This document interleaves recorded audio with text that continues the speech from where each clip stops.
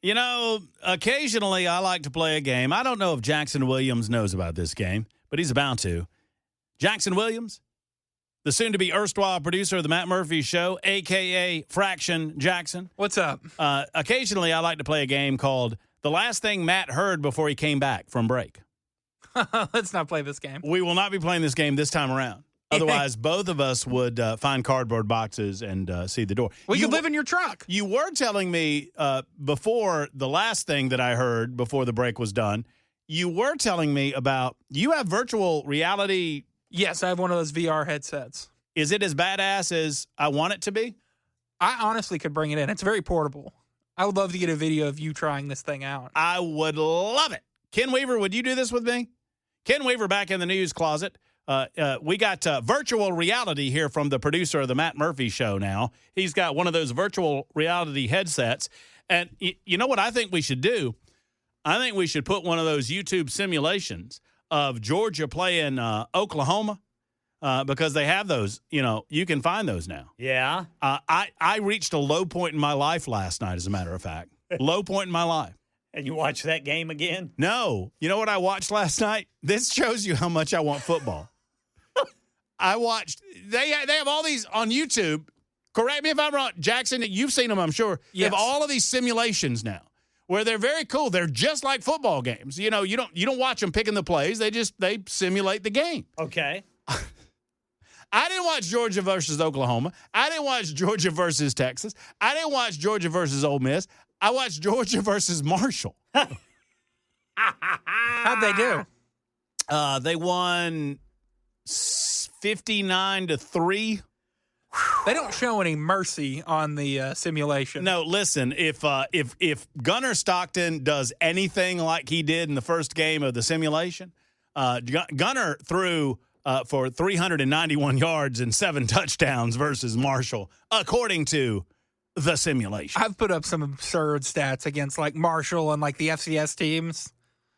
One time I had 800 yards. So I'm sitting there on my laptop computer doing some work on the show because, believe it or not, I do work on the show from time to time when I'm not on the radio.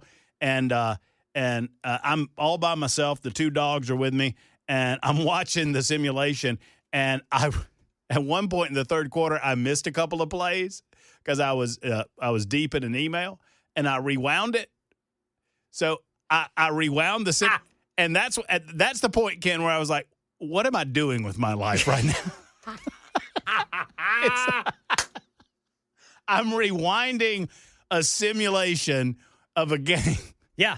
That's not good. I don't feel like that's a good use of my time. I'm not going to do that simulation because do they base it on how the team was in the previous season?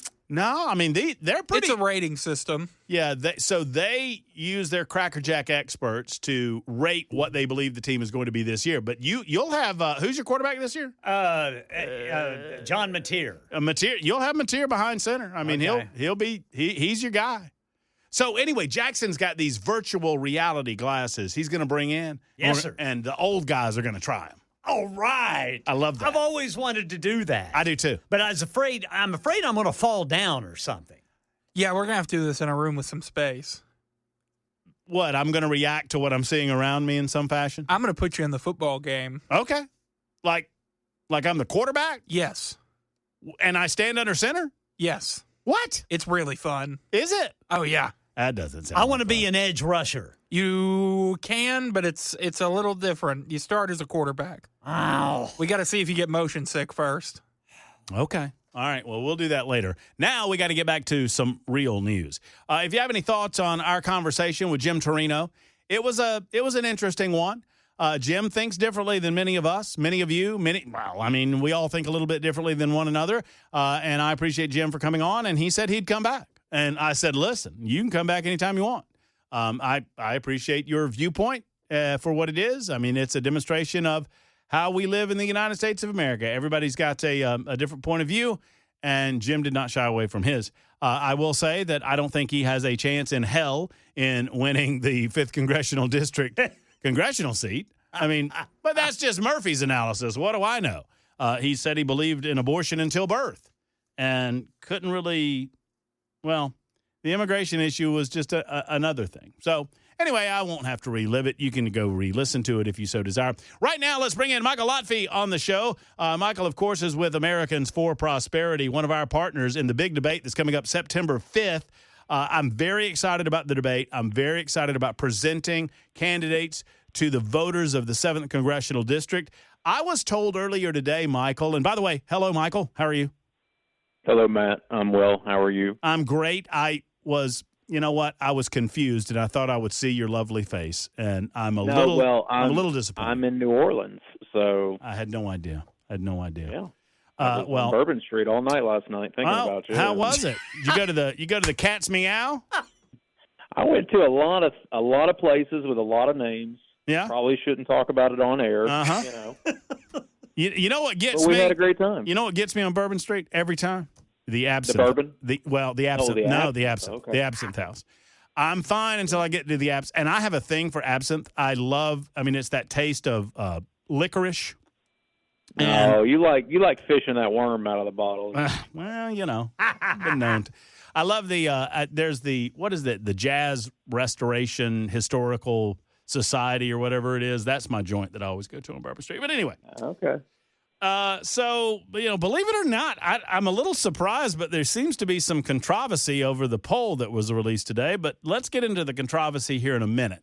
Let's talk about the purpose behind the poll and what we're going to do on September 5th. So talk to us about the poll and why Americans for Prosperity commissioned it to begin with.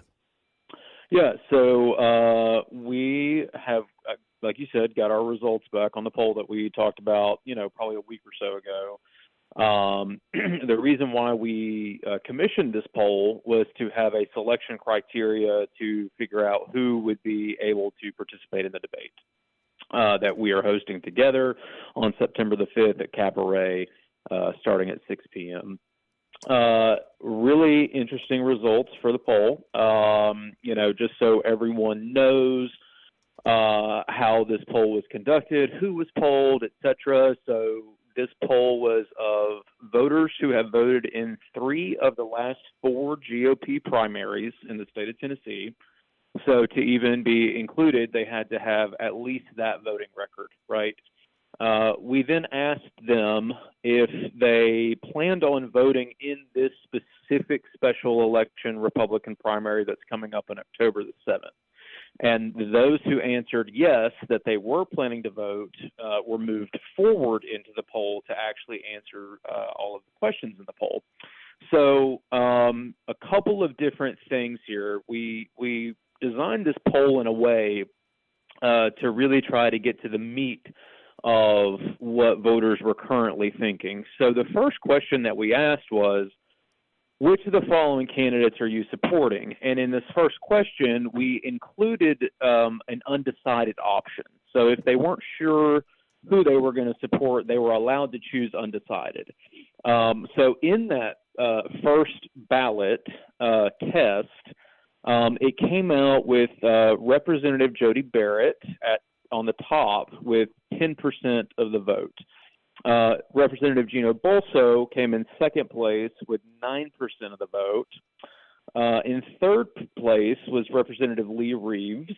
And then in fourth place was Matt Van Epps with 7%. So the top 4 candidates in the race right now are all separated by less than 1% each, which is a statistical tie in this poll with the margin of error being 4.4%. So really interesting results there.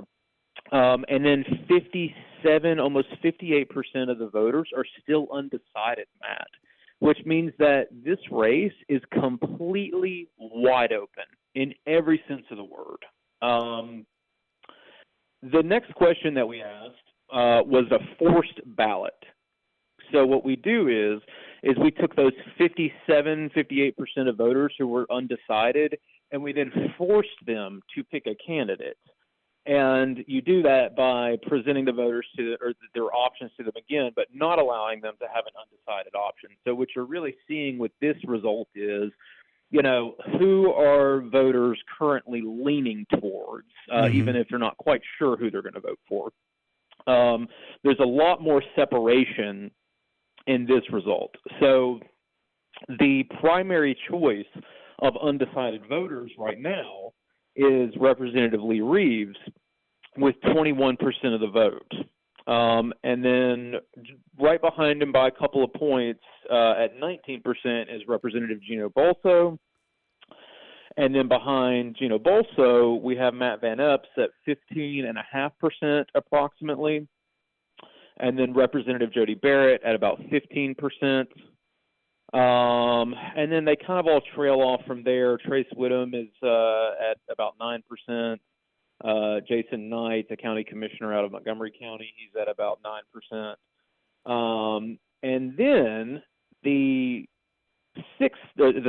next question is, okay, or what we do is we combine those two ballots, and that's called a combined ballot. So basically you combine the results of, okay, here are the folks who've decided who they're voting for, and then the undecided people, the way they broke in the poll, saying that, like, if I have to pick a candidate, here's who I'm picking. You combine those two questions to get back to the full sample size of 500, which is a very large sample for a poll like this, so it's pretty accurate. And then these are the results from that. So the combined ballot of decided and undecided voters and how they lean is very interesting as well. And it's a dead even tie between Representative Gino Bolso and Representative Lee Reeves, both at 19.9%. So then we've got go ahead. Representative Jody Barrett at 18.6%. And Matt Van Epps right at about 16%, and then everyone sort of trails from there. So really wide open race, a lot of great information in this poll for any candidate out there, you know. Mm-hmm. I think the top four candidates have a lot that they can extrapolate out of this that, you know, they should all be pretty proud of. And one other interesting thing, though, in this poll, Matt, was we also asked voters, what's your number one issue? Surprisingly, you know, I don't know about you, but I've personally heard all of the candidates. It seems like they're all talking about illegal immigration primarily, and that's not even the number one issue for voters, interestingly enough. So I think what's happened there is that voters see that President Trump has really taken charge on the illegal immigration front, and so they still care about it, but it's not their most important issue. So there's maybe an opportunity there for candidates to also look at this and sort of change some of their messaging and actually talk about what you know voters actually care about, which is the things that we'll certainly be asking at our debate, right? But at 23%, approximately 23%, people say their number one issue is government corruption and the deep state. Mm. And then let's see, I think is it inflation and cost of living next? Yeah, inflation and cost of living is the number two issue at about 19%. And then at 18%, you've got illegal immigration and border security. So it's actually the third level down as far as the most important issue for voters. Yet that seems to be primarily what the candidates are currently talking about. So there you go. Well, and I'll ask you this question after the break. Michael Lotfie's with us with Americans for Prosperity. He will be my co-moderator at the debate proceedings September 5th. The debate is on Cabaret. Doors will open at 6 o'clock. I'll be doing my show there from 3 until 7 o'clock. I'll probably make myself scarce a little early on the show and get a Cameron Smith or a Dan Mandis or whatnot to give the last half an hour or so Lotfie and I can get ready for the debate moderation. You will hear this 7th Congressional District Republican debate on Supertalk 99.7 WTN. So we'll find out together in a moment which candidates qualified based on the poll. And the question is, which metric within the poll are we using to find the top three? Or is it possible, because of the closeness of the poll, that you would add a fourth candidate to the debate? And how can other candidates be a part of the debate? You'll find out in a moment. It's 22 after the hour on Supertalk 99.7 WTN. Supertalk 99.7 WTN, Matt Murphy. And you, hey, we have a, by the way, guys, I don't know if you know as of yet or not, but we've got a very special guest that's going to be a part of Nincompoops in the News today. Have you heard Jackson? Jackson probably knows. I think he's in the process of setting all of this up. Yeah, I've already set all this up. So, Ken, you got any guesses? President Trump?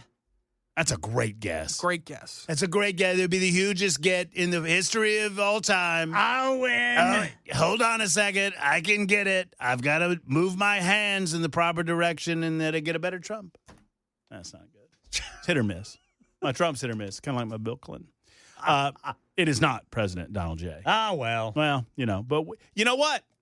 Next best thing. Next best thing. Governor Donald Lee. J. Trump. Not Governor Lee. I think better than Governor Lee. Okay. Speaker Cameron Sexton. Definitely better than Cameron. Representative Scott Sapicki. No, not so picky. You'll find out. You'll find out, Jack Ken. Johnson. You'll find out, Ken, when all of us find out, coming up in about 6 or 7 minutes on Super Talk 99.7 WTN. All right, we continue with Michael Lotfy. So here's the bottom line, Michael. We got like 3 more minutes left, and I don't want to belabor the point. What does this poll mean? We kind of gave the results. We gave the rundown. What does this mean for our lineup on debate night, September 5th? What metric are you using, and who's in according to those metrics? Yeah, so according to this poll, the top 3 candidates are in. So we've got Jody Barrett. I did speak with Representative Barrett earlier. I feel like he's prepared to come. We're excited to have him. We'll have Lee Reeves. Representative Reeves has obviously qualified as well.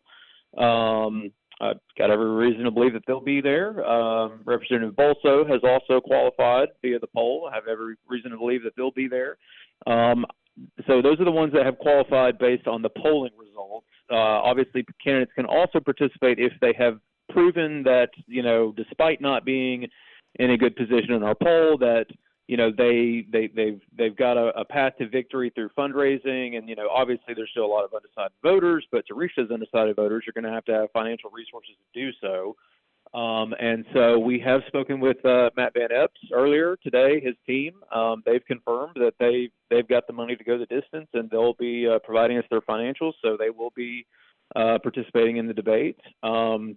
We've tried to reach out to several other of the candidates. We've given them every opportunity to provide us, their financials and so on. I've not yet had a commitment from anyone else. So we'll see if they've got the financial resources to compete in this thing, and hopefully they'll provide those to us so that they can partake. One interesting thing, Matt, real quick.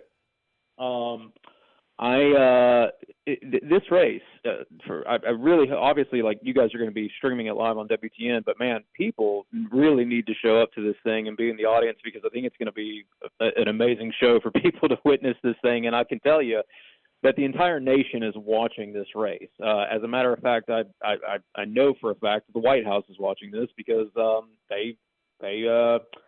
am under the impression that they wanted to see our poll. So they are watching this race very closely, as is the whole nation. You're not going to want to miss being there. So definitely go to www.aftn.events and reserve your seats by pre-registering so that you can be in the audience. I know that the entire nation's watching this thing, so you're going to want to be there live. So it's my understanding that at least one candidate, and I know I'm late, Ken, and I apologize. I got one more question to get to. It's my understanding that at least one candidate, Lee Reeves, who I'm being told as we speak, by the way, I'm speaking to one of their representatives, and they are saying that they're planning to attend the debate too. So that's good news. But they take exception with the methodology on the polling. They say, we believe we're much further ahead. We don't believe this poll. We think it's a fake poll. I think that's what they called it, a fake poll. What's your response to that, Michael? My response to that is that the pollster that we used is highly respected in the state of Tennessee. Speaker Sexton uses this pollster, as does the Senate Republican Caucus, as does the House Republican Caucus, as does the Florida Republican Caucus. This is a national polling organization. They've done great work. It's a very accurate pollster. The poll is accurate. Any candidate out there is obviously free to release their own polling publicly. If, they want to release their own polling, they're welcome to do that, of course. I think it's a little odd that anyone would take exception with a poll that our poll shows that they're kind of leading this race. So I find that a little odd, but regardless, as far as attacking this poll, it doesn't really make any sense to me. But like I said, it's a very, Speaker Sexton uses this pollster, as do both House and Senate Republican caucuses use this pollster. It's a great pollster. They know what they're doing. And obviously any campaign is welcome to release their own internal polling if they would like to do so. Well, very good. And obviously the purpose of the poll was to kind of set the field. Candidates can take exception with the methodology and all of that. That's fine. We're going to have a representative from one of the candidates on at 6 o'clock so they can say their piece. But I'm happy to note that candidate, along with some of the other candidates, are already accepting the invitation to be a part of the event. I'm very excited about it, Michael. I know we'll talk about it when you get back into town. Stop by and see us, and we'll inform the folks about our process in formulating the questions, not the questions themselves necessarily, but we'll continue to discuss it leading up to September 5th. Very exciting. All right. Cheers, brother. All right, take care. There's Michael Lotfi of AFP. Back in a moment on Super Talk. What's going on? Matt Murphy Show, Super Talk 99.7 WTN, running tardy as usual, 41 minutes after the hour. We'll get to you, Mike. I see you out there in Old Hickory, always waiting for us. By the way, Jackson, you're getting a little bit of love on the Super Text line. I don't know if you've seen this or not. I'm just throwing this out there before we get an Nincompoops in the news. Let me just throw out two separate messages that I've now received from 3215. I don't know who 3215 is. I don't know where 3215 is from. I don't know what familial relations they might have with you, Jackson. But here are the two questions. You ready? Sure, go for it. Question one. And actually, this question was from yesterday, and I missed it. This was from yesterday. Is Jackson single? Yes. Question two, which came in maybe 20 minutes ago on this day, August 26th. Is Jackson good looking? No. Well, hold on, Jackson. Simmer down there, brother. I got a face for radio, bud. Here's what I'm trying to help you out. You know what? I've already responded to this person. The question was, is Jackson good looking? My response was, define good. That's fair. Is that fair? That's fair. You know what we need to do? We need to define the parameters of this episode of Nincompoops in the News coming up right now. Yes! Nincompoops in the News time! A very special guest, Nincompoops in the News. All right, so here's how we do it. Normally, we give you 3 stories of the day. You see, you gotta let that simmer. You gotta give me more of that. You gotta give me a little bit more of that. I need that in my life. Yeah, you need to keep that up there. There you go. We give you 3 normally stories from around these United States of America, nay, the world. But today it will be 4 separate Nincompoop stories. And you, yes, you, get the opportunity to vote at home on who your Nincompoop in the News truly is. Will it be Ken Weaver? Hello, Brother Ken. How about you boys? Yes. Have you figured out who the guest picker is today? No, I have not. I feel like we're college game day, and we got a guest picker coming on stage to pick the Nincompoop of the day. Jackson, you know who the guest picker is, huh? I do. We don't have a guest picker. We have a guest pooper. Ladies and gentlemen, after many, many guesses on the super text line, let's reveal it. It's the one and only Chris Hand, everybody. Woo! Hello, Chris hello. Hand. Yes, How are sir. you guys? What's going on, Chris? Well, I'm actually really excited and a little bit nervous to do Nincompoops in the News because you guys are so darn good at it. I'm stressed. I'm a little stressed. I've been biting my nails. I think you might have said a word wrong there. You pronounced it, you guys. It's actually pronounced Ken. Oh. Ken is really good at this. Hey. I don't know. Brother Jackson wins a lot. I tell you, he won. He wrapped up yesterday, boy. Oh, Hey, it was a when good I day. filled in for you when you were getting your Chinese shoulder, Yeah. Ken and Jackson were just beating the brakes off me. Yeah, no.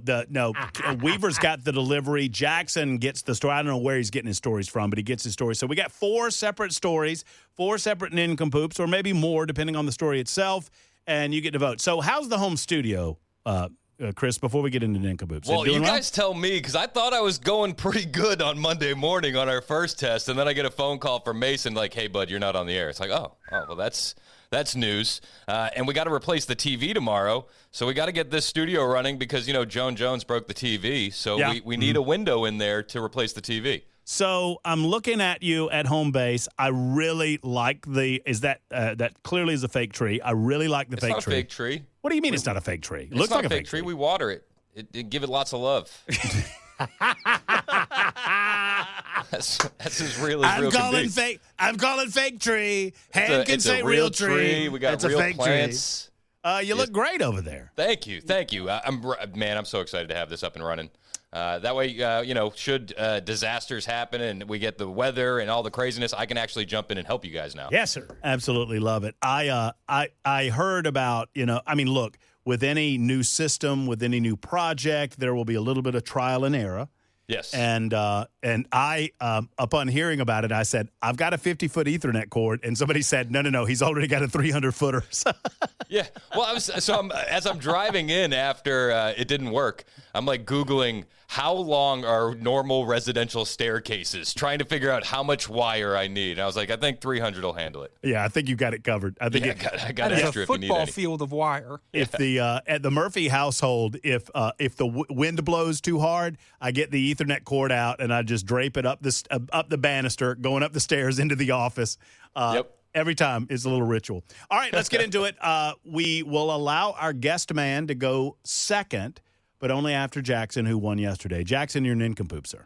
All right, we're going to Atlanta, Georgia. Man arrested for allegedly accepting delivery orders while naked. Yeah. In Coweta County, Georgia, a man faces charges after allegedly opening his door while naked 3 times to receive a food delivery, with the 3rd time being caught on camera.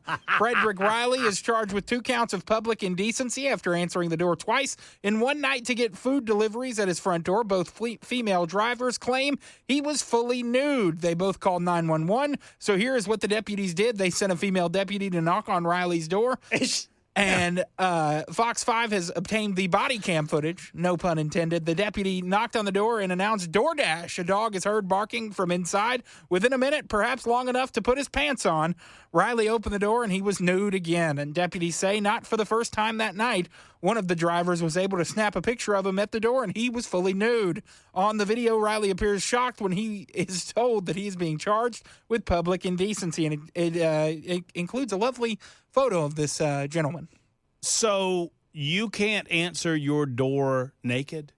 I'm assuming no. Not in Georgia. Not in Georgia. Sounded like he was being indecent in his home. That's what I'm saying. I mean, I guess maybe if you are you knowingly answering naked when you know that people have been, sent to your home to deliver food or whatever. I mean, that put makes your sense. pants on for you order DoorDash. It's not like people are. Well, whenever I answer my door naked, all I let anybody see is my face. You just kind of peek it around the corner. I just there? kind of peek around the door. Yeah, hand them the money and And I say, thank you. do a good the method. deed. I mean, it reminds me of that dude in Slap Out, Alabama, that the cops are called because his neighbor called the cops on him for being in his front yard, peeing naked in the front yard. Yeah. And they came to the door and they knocked on the door, and he opened the door with nothing but underwear on. Yeah. And he said, "Sir, were you outside of your home nude?" And he said, "Yeah, but I wasn't peeing." Right. He knew. Yeah, he knew. Mr. Hand. Yeah, all right, I got a good one. From the home studios of Hand Enterprises, your nincompoop, sir. I got a good one. I'm telling you guys, my hands are sweaty right now. I'm nervous. I'm waiting for one of you guys to say I already did this. All right. Florida man arrested after crashing meth and fentanyl-filled drone into home. Anybody ever done this? Yeah, I think so. Oh. It seems. I think that, Jackson, didn't you do that? I did. Sorry, that's a Brother bummer. Hand. That's a Hold bummer. on. I got to back up. See, Brother Hand is prepared. He knows. The man And for the knows. record, I had 3 backups, but naked delivery guy was one of them. Just to let the record show. I know you guys probably did this one, but it's too good. Florida man hijacks Key West sightseeing train for meth-fueled joyride on birthday and picks up passengers. All right, let's go. Yeah, we did that one. Well, Brother Hand, you did this one. I did this one? Yes, when you filled in when No, Matt I was getting his didn't. Chinese shoulder. this is the. There's I'm no almost way. positive. This I'm may be a almost- first in Nincompoop's history. I'm almost certain you Do did it again, Brother Hand. Hold on. Let me. We're going to let him do it again, but I'm going to ask my shoulder to go over its records and to see Okay, perfect. if the shoulder recalls this story. I don't think the shoulder recalls the story. I think I'm going to allow it. Go ahead. A man in Florida was arrested on his birthday after authorities caught him absconding with a trackless sightseeing train and even picking up passengers while high on meth. All aboard. His name was Jonathan Patrick Winslow, celebrating his 57th trip around the sun on a raucous Independence Day when he turned up at the Contour Train Depot in Key West, allegedly weaseled his way into conducting one of their vehicles. He bamboozled a well-meaning employee into forking over the keys after he claimed he used to work for the company years prior and requesting a tour of the train. According to an arrest report, the confused employee was then left in the dust when Winslow sped away, thinking surely that the stranger must have had permission to take train. He did not have permission to take the train. Officers responded to the depot when the stolen train was reported. It could be tracked via GPS, but was apparently already downtown. Authorities had a general idea of who they were looking for, the guy on meth in the train. And they found him, and they were able to nab Winslow, and the train was still intact. He did have two oblivious strangers on the train who had joined him for the ride, authorities said. Oh, that's nice. I like that. Little audio addition to the nincompoop with a little midnight train to jail. Midnight train to jail. That's pretty good. I like it. Mr. Weaver, you want to go next? Yes, and this one is just breaking. Uh-oh. My nincompoops of the day is Cracker Barrel, which just announced that after listening to its customers, it will scrap its new logo. Yeah! And keep the old-timer in place. Good for they listen to Trump. We thank our guests for sharing your voices and love for Cracker Barrel. The restaurant chain said in a statement to Fox Business, "We said we would listen, and we have. Our new logo is going away, and our old-timer will remain. At Cracker Barrel, it's always been and always will be about serving up delicious food, warm welcomes, and the kind of country hospitality that feels like family." It's the only thing that they could say. They lost 12% of the value of their company last Friday. It took losing $100 million to come around. What do you think? Han? Does Cracker Barrel deserve another shot, or is there more I kind punishment? of have a conspiracy theory and a hot take. You ready? All right, let's go. My conspiracy theory is that this was marketing genius, and any company would pay $100 million for this kind of ad campaign. 100%. 100%. That's my conspiracy theory. My hot take was the rebrand wasn't that bad. So here's what I've said from the beginning, that I don't mind the new interior of the restaurant. I think the interior of the restaurant makes sense. There are only so many people that are alive that can remember the 1930s and 1940s right now. It's fair. So, I think it's fair to update the restaurant. The logo update was a complete misstep, and I could go along with the idea that it was intentional. Donald Trump said as much. Donald Trump came out with a statement and said, accept what you've done. You can turn this into a marketing campaign that works for you, but you've got to turn this around on the logo front. And they did. So they maybe listened to Donald Trump. We took the boys to Atlanta over the weekend for a baseball game, and we were driving back, and they had to use the restroom, and we stopped at one between Manchester and Chattanooga. I can't remember exactly where, but they had redone the whole inside. It didn't look bad. No. I wasn't upset. I wasn't, viscerally angry or anything. No, and I've said that I've been to the Mount Juliet one probably half the number of times I've ever been to a Cracker Barrel, and half the times it was a redone experience, and I thought it was fine there too. All right, real quick, my nincompoop. I don't know that I can beat the Cracker Barrel breaking news, but I'll give it a go. Police and military bomb squads rushed to a middle and high school in Seoul, Korea's Gono district on August 23rd, just several days ago, after 2 grenades were found in a recycling area.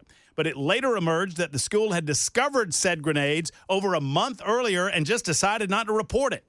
The grenades were first spotted by a janitor about a month ago inside of a sack in the school's recycling station. The staff member reported the discovery to the administration. The administration decided not to notify police, believing, and I'm quoting now, that the grenades posed no danger.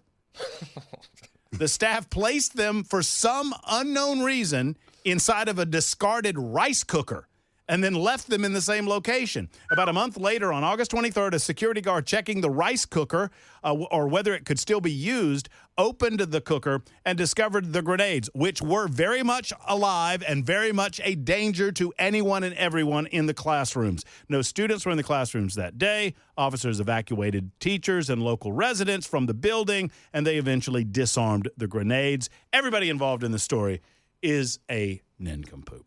So there you go. That's how we play nincompoops in the news. Han, you sound great over there in the home studio, brother. That's Thanks, way to go, brother Chris Thanks Hand. for letting me invade, man. Absolutely, 100%. There's Chris Hand. I'm Matt Murphy. We'll be back for another hour. Vote early, vote often. 615-737-9986. It's Nincompoops in the News. Another hour to come.